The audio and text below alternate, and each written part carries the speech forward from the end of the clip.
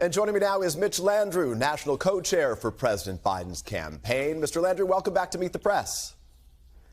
Hey, nice to see you. Thanks for having me. Let me get started. President Biden asked for this debate in June, the earliest general election debate in history. Aides privately tell me that the campaign was looking for an opportunity to shake up a race that has largely been static for months here. Is President Biden the underdog in this debate? No, I don't think so. The president has debated Donald Trump twice and beat him twice already. The president is really anxious to tell his story to the American people, as he has been doing for the past 3.5 years. Listen, this race is going to be tight. Everybody knows that. It's going to come down to a couple of votes in a couple of really important states. And it's important for the country to see the difference between these two men. Joe Biden wakes up every day thinking about the American people, fighting hard for regular folks, thinking about ways to lift everybody up. Donald Trump wakes up every day pretty much thinking about himself, thinking about his rich friends, and then really thinking about ways to hurt people with the power that he would have if he were the president of the United States again. And I think the president wants to be really clear about the difference between those two that everybody will see again on Thursday. And Mitch, let me ask you, will you at least concede that this is a high reward, high risk strategy for President Biden, given the doubts that Americans have about his ability to serve another 4 years?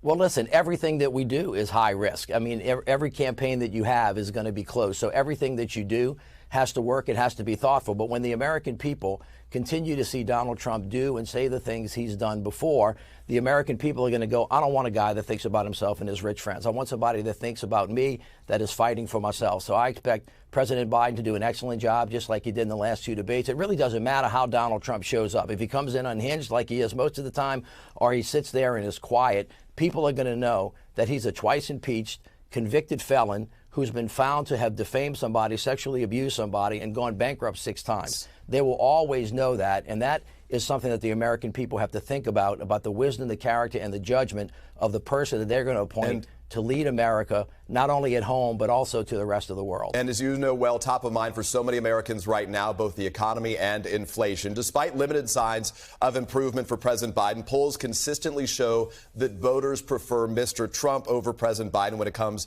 to handling the economy. So how do you change the minds of those Americans who say they are still not feeling the progress that you promote?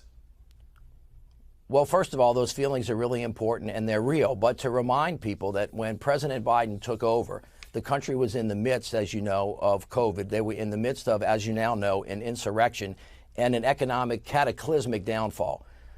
President Biden came to the rescue. He passed 4 of the biggest domestic pieces of legislation that was seen in our country's history. He's created 15 million jobs, the lowest unemployment rate that was seen in the last 50 years. But the problem is that all of those benefits are not flowing down to everybody as quickly as possible. And that's why Joe Biden every day is fighting to save people money by fighting for lower prescription drug costs, fighting for health care, fighting to make sure people have access to housing, fighting to make sure big oil and all of the big companies are not taking profits when they're not supposed to, and making sure that everybody has a better chance to support their families. And Mitch, just to be very clear, you just mentioned housing. Their home prices right now have hit a record high. The median U.S. home price is $419,000. You were talking about food prices as well. Those costs are up 20% since the start of the Biden presidency. I want to ask you specifically about the debate. There's going to be no studio audience, and a camera and a candidate's microphone is going to be muted when it is not their turn to speak. If the Biden campaign's intention is to show Trump being Trump,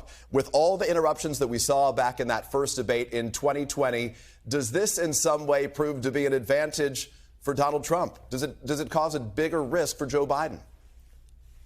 I don't know. I mean, who knows what Donald Trump is going to do at any minute or any time. I'm going to bet that he's going to talk over the microphone 100 times like he does because he's a bully. But the best way to fight a bully is to stand up to him. And Joe Biden has done that before. He's going to do it again. The fact still remains that Donald Trump's presidency was awful. 17 of his cabinet members left and said, please don't elect him again. 3 of the people that he's thinking about picking as vice president that are on his top list actually asked the American people not to listen to Donald Trump because he was a fraud. So this is a really clear choice. You can have a great guy that's got great character, great judgment, great wisdom, that fights for the American people, or you can have a guy that thinks about himself and just wants to hurt everybody who's not for him. Let me ask you about... It's going to be a pretty clear choice, and the American people will get it right. Well, they're going to get a chance to see these two men side by side just 4 days from now. Let me ask you about a new ad from the Biden campaign that was just released that focuses heavily on Mr. Trump's felony convictions. It calls him a, quote, convicted criminal who is only out for himself. Will Joe Biden make that same argument on the debate stage? Well, I'll let the president say what he's going to say, but the fact of the matter is that the sky is blue sometimes, and Donald Trump is a convicted felon. And the American people have to sit in that for a second. The person who wants to be president has to go sit with his probation officer before he actually goes to the debate. And so it is just a fact. But it's not just to call Donald Trump a convicted felon. It goes to his behavior and it goes to his character. Remember, he's actually filed bankruptcy 6 times. That means that he's not just a bad business guy. It means he screwed all the small people who actually relied on him for a living. And so the American people are going to see that. When you have 17 cabinet members and his chief of staff saying to you, I witnessed this guy, the people who know Donald Trump, the people who know Donald Trump the best like him the least. That's worth taking a moment on to think about whether or not this guy's just going to be better next time at being bad. And to be clear, many Democrats say that President Biden is spending too much time on this particular topic of democracy being at risk. It's their argument that if you believe that democracy is at risk right now, you're already voting for Joe Biden. Are they wrong?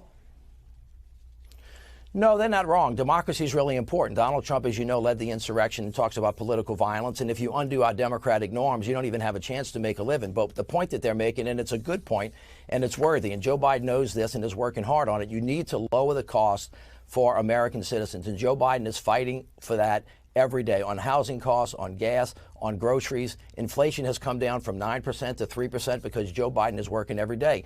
And don't forget, Americans are now back in work. We're building things now. We're making products in the United States of America. The stock market is at 4 all-time highs, but we've got to do more because people are feeling the pain, and Joe Biden wants to make that easier for them. Mitch, let me ask you about this. In the 2020 campaign, you'll remember after 4 years of Donald Trump, Joe Biden promised to return the nation to what he called normalcy, and he cast himself as a bridge to new leadership. Here is what he said then.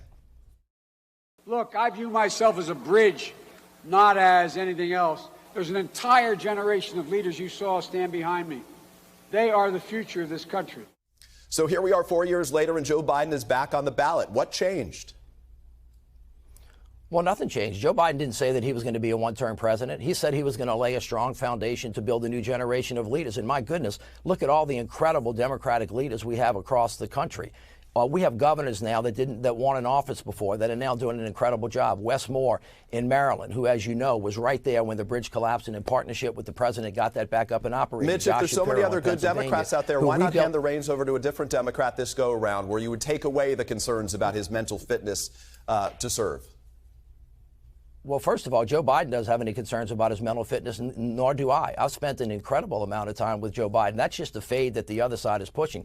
Joe Biden has taken this country from being in a cataclysmic downfall to actually leading the world once again, and he's going to continue to do that. And he has built up an entire new generation of leaders that will govern this country really well into the future. And so he succeeded masterfully in both of those things. Let me ask you about policy, if I can. Mr. Trump is expected to, per our reporting, to attack President Biden as being weak on immigration, amplifying the examples of undocumented migrants committing crimes. President Biden is losing ground with some Latino voters. How will the president respond to those attacks?